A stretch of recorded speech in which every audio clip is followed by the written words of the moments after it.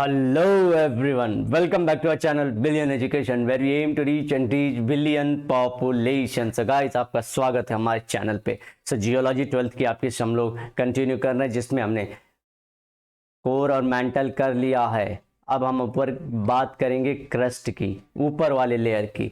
The crust is brittle and most fragile outer most layer of the earth and is the main source of earthquakes. So generally source बोला, ध्यान रखिए आप लोग को, impact नहीं बोला. जो अर्थक्वेक के सोर्स हैं ये इसी से आते हैं. यहाँ पे ये क्रस्ट समझिए, अगर ड्रॉ करूँ पूरे अर्थ को गोला गोला गोला गोला ऐसा लिथोस्फीयर से एकदम परफेक्ट ड्रॉ कर दिया, तो इस तरह से हम होपफुली आप समझ पा रहे होंगे.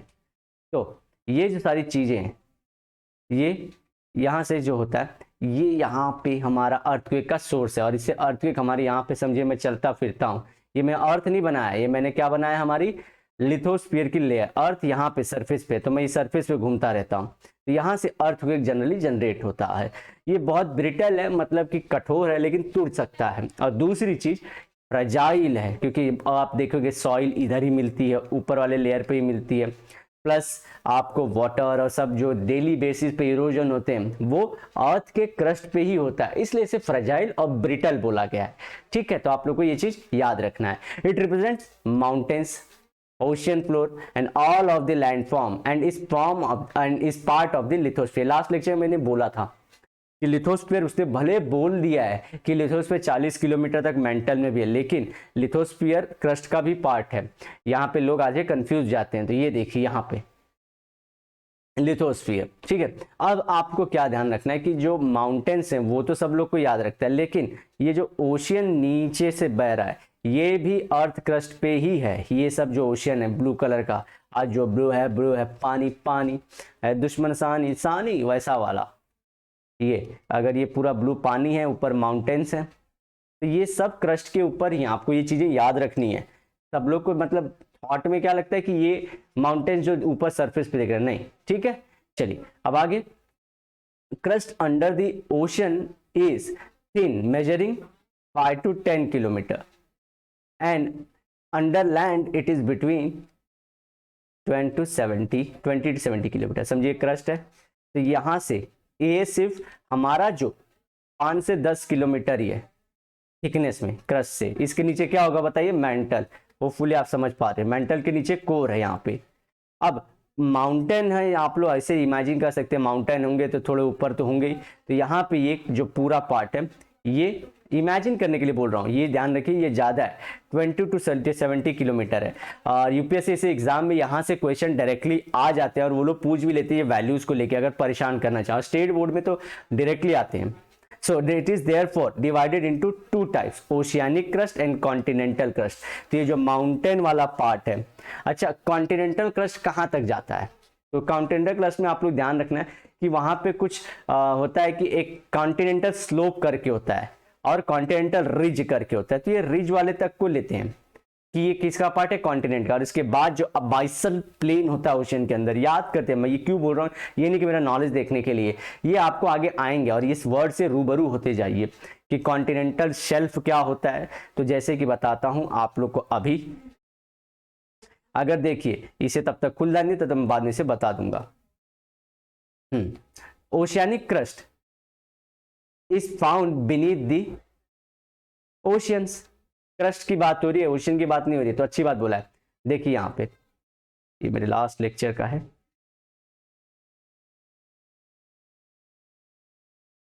ये आपको बताना बहुत जरूरी है क्योंकि कॉन्टिनेंटल शेल्फ, और ये हमको जब कॉन्टिनेंटल की थ्योरी करेंगे तो ये हमको आएगा और वहां पे ये बात मुझे वापस से रिपीट नहीं करनी पड़ेगी, इजीली बता पाऊंगा आप लोग को. तो देखिए यहाँ पे,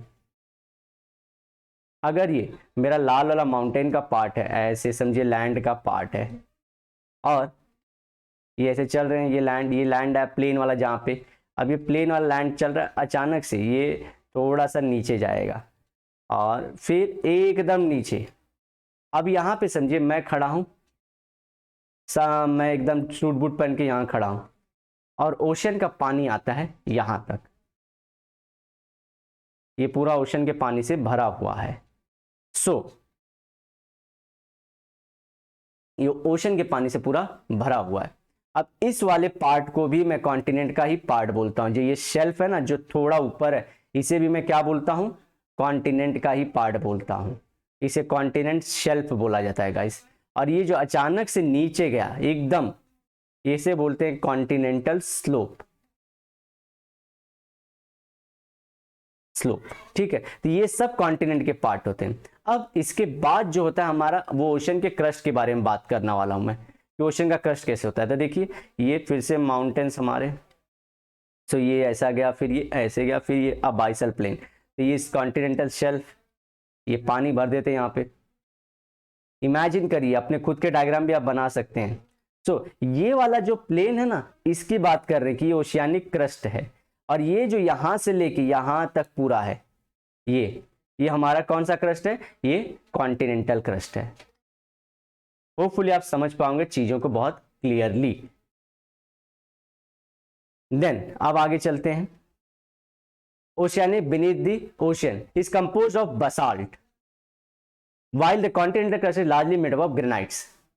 अब ब्रसाल्ट और ग्रेनाइट में आप अगला क्वेश्चन आता है कि कौन ज्यादा हैवी है। तो देखिए, जो आप लोग जिंदगी भर ध्यान रखें कि जो चीज हैवी होती है वो क्या जाती है? नीचे की तरफ, तो मतलब कोर की तरफ जाएगी। तो कौन नीचे? माउंटेन और ओशन मैंने किसे नीचे दिखाया था? जी हाँ, ओशन को नीचे दिखाया था। तो इसका मतलब बसाल्ट ज्यादा हैवी है, इसलिए ज्यादा डेंस कौन हुआ? Oceanic crust. बहुत इंपॉर्टेंट, बहुत इंपॉर्टेंट है कि ओशियानिक क्रस्ट की डेंसिटी ज्यादा, मोटा ज्यादा है, हैवी ज्यादा है वो। However, the large part of continental shelf is eroded and transferred to the oceanic basin in the form of sediments which can later recycled along with the ocean crust।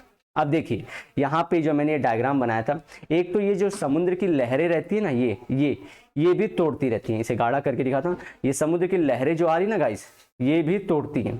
दूसरी चीज, जो नदियां हमारी पानी बहा के ला रही हैं और जो यहाँ पे रखती हैं, ये बीच है आपका, ये बीच है, ये बीच पे रखती रहती है हमेशा।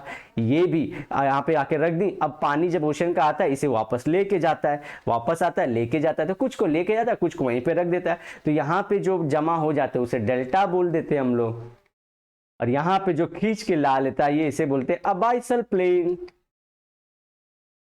अबाइसल प्लेन, इजी टू अंडरस्टैंड। तो ओशियानिक क्रस्ट में जो सेडिमेंट्स आते हैं, कहां से आते हैं? एक तो ओशियन के जो वेव्स हैं वो कॉन्टिनेंटल स्लोप को और शेल्फ को धक्का देते रहते हैं, तो उससे तोड़ के लाते हैं। दूसरी चीज क्या करते रहते हैं वो लोग?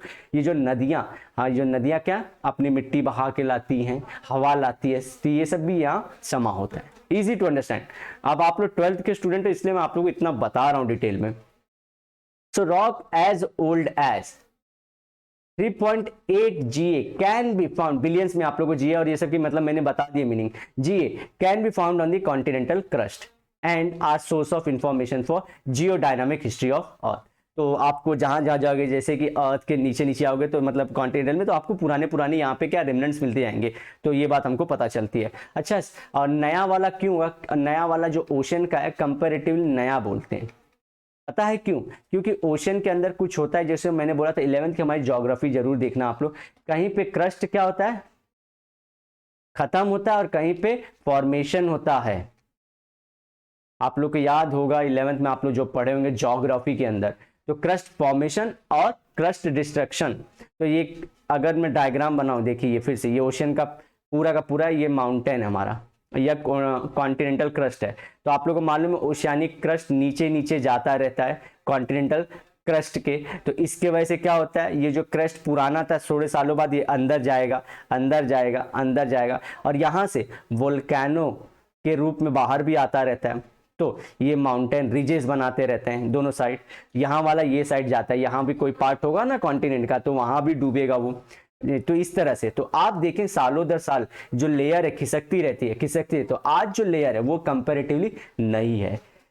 गाइस, अगर समझ में आया ये चीज, प्लीज, मैं और अच्छे से एक्सप्लेन कर सकता हूं, लेकिन आप लोग को जो शॉर्ट टर्म में थोड़ी मैं बताना चाह रहा हूं, क्या आप समझ पा रहे हो? क्योंकि इसके लिए कॉन्टिनेंटल रिज की थियरी आनी बहुत जरूरी है।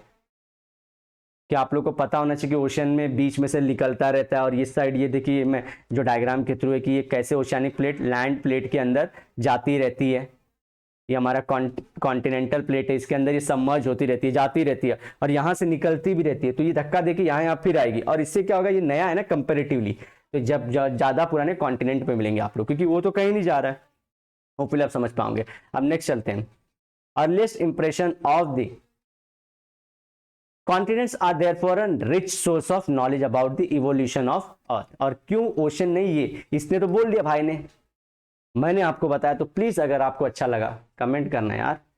Earliest impression of the dynamics of earth were philosophically rooted मतलब फिलोसॉफी से देते थे, and several hypothesis were propose. तो पहले साइंस नहीं था, मशीन्स नहीं थी, तो बेचारे बता नहीं पाते थे, उनकी गलती नहीं थी, जितना था बेचारों क्यूरियोसिटी था कि अर्थ कैसे बने। से मुझे बचपन में था कि यूनिवर्स कि ये इसका कलर कितना है, ब्लैक के बाहर क्या कोई कलर है, व्हाइट है, येलो है, क्या है, या पूरा सब ब्लैक ही है। तो ये मेरा हमेशा है कि ये जो बोलते हैं, इवन बहुत सारे साइंटिस्ट भी ऐसे ही करते हैं कि ये जो मैट्रिक्स है, ये मैट्रिक्स के बाहर क्या है, तो वो बहुत ही खतरनाक चीज है गाइस वो। So it was during early 17th century that the dynamics of Earth were understood from the geological records. Dynamics मतलब जो अर्थ जो चेंज हो रहा है हर जगह, जो अलग अलग दिख रहा है, ये पता कैसे करना है। तो ये पता चला हमको कहाँ से, जियोलॉजिकल रिकॉर्ड से, जो लोग उस टाइम पे अब करेंगे सर्वे।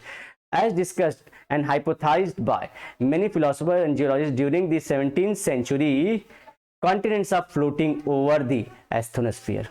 मैंने बताया था लास्ट लेक्चर में, एस्ट्रोनॉस्फेयर लिक्विड लेयर है, तो उसके ऊपर हम लोग हम इमेजिन करते हैं कि फ्लोट हो रहा है। रियल में इतना नहीं होगा, जैसे लकड़ी पे पानी के नीचे, पानी के ऊपर लकड़ी कैसे फ्लोट होता है, तो उतना भी मोबाइल नहीं है, लेकिन उसी तरह का कुछ सिस्टम है।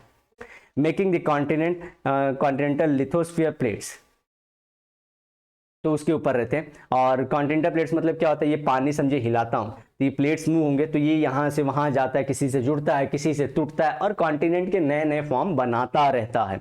The most acceptable explanation of these observation has been offered by the theory of continental drift.